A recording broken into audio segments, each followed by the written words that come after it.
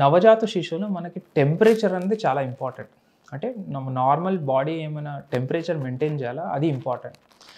అది లేకపోతే మనం అన్ని జబ్బులు దానికి సంబంధించి రావచ్చు. సో నార్మల్ బాడీ టెంపరేచర్ మన నవజాత శిశువులో ఎంత మెయింటైన్ చేయాలంటే 36.5 to 37.5 ఇది రేంజ్ అనమాట. సపోజ్ ఆ రేంజ్‌లో లేకపోతేనే మనము ఏం ప్రాబ్లమ్ ఉందని చూసుకోవాలి. సో మీరు అడిగినట్టు ఇంక్యుబేటర్లు అనేది వార్మర్ అని ఇంక్యుబేటర్‌లో గానీ పెట్టేదానికి సహజం అని అందరూ అనుకుంటున్నారు. బట్ కొన్ని పిల్లలకే మనము ఇంక్యుబేటర్‌లో పెడతాము. కొన్ని పిల్లలకే మనము అంటే నవజాత శిశువుకి వార్మర్‌లో పెడతాము. ఎటువైనా బేబీకి పెట్టాలా? ఎటువైనా బేబీకి పెట్టకూడదంటే సపోజ్ పుట్టినప్పుడు బేబీ ఏడవలేదు. నవజాత శిశువు ఏడవలేదు. పంపింగ్ అవసరం పడింది. ఖచ్చితంగా ఇలా అయిన బేబీస్ మనము ఎన్ఐసీకి తీసుకొని వెళ్ళి, ఐసీయూకి తీసుకొని వెళ్ళి వార్మర్ కింద పెట్టాలి. కంపల్సరీ. సపోజ్ మన నవజాత శిశువు సపోజ్ 34 వారం కింద ముందు పుట్టింది. ఆర్ వెయిట్ 2 కిలో కింద తక్కువ ఉంది.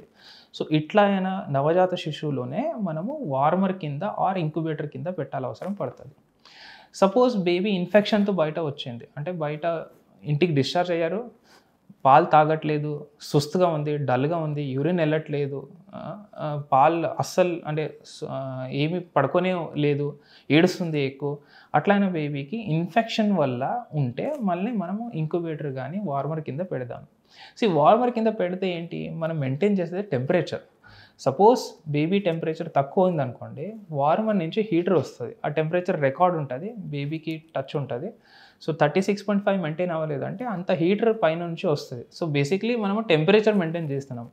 మీకు ఆల్రెడీ చెప్పినట్టు టెంపరేచర్ అనేది మన నవజాత శిశువులో చాలా ఇంపార్టెంట్. సో అది మెయింటైన్ అయితేనే మిగతా సర్క్యులేషన్ కానీ బ్రీదింగ్ కానీ కొంచెం సెట్ అవ్వడానికి అవకాశం ఉంటాయి.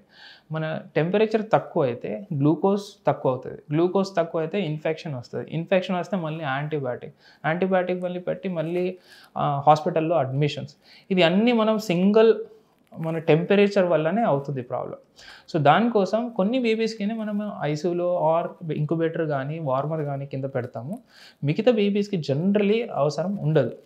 సో దీన్ని పెట్టడం వల్ల ఏమైనా నష్టం ఉందా? దీన్ని పెట్టడం వల్ల ఏమైనా ప్రాబ్లం ఉందా అంటే బేబీకి రిక్వైర్మెంట్ ఉన్నప్పుడే పెట్టాలి. అనవసరం మీరు పెడితే ఆబ్వియస్లీ ఏదైనా నార్మల్ మెడిసిన్ తీసుకుంటే కూడా సైడ్ ఎఫెక్ట్స్ ఉంటాయి. బట్ వార్మర్తో ఏమవుతుంది, హీట్ ఎక్కువ అయ్యి కొంచెం బర్న్ ఛాన్సెస్ ఉంటాయి. బట్ అది మనము టెంపరేచర్ ప్రూఫ్ కరెక్ట్గా పెట్టారా లేదా, అది వార్మర్ పనిచేస్తుందా లేదా, అది మెకానికల్ ప్రాబ్లం ఉంటేనే అది ప్రాబ్లం ఉంటుంది. లేకపోతే నార్మల్గా ఇంక్యుబేటర్ పెట్టడం వల్ల ఏం ప్రాబ్లం అదే ఉండదు.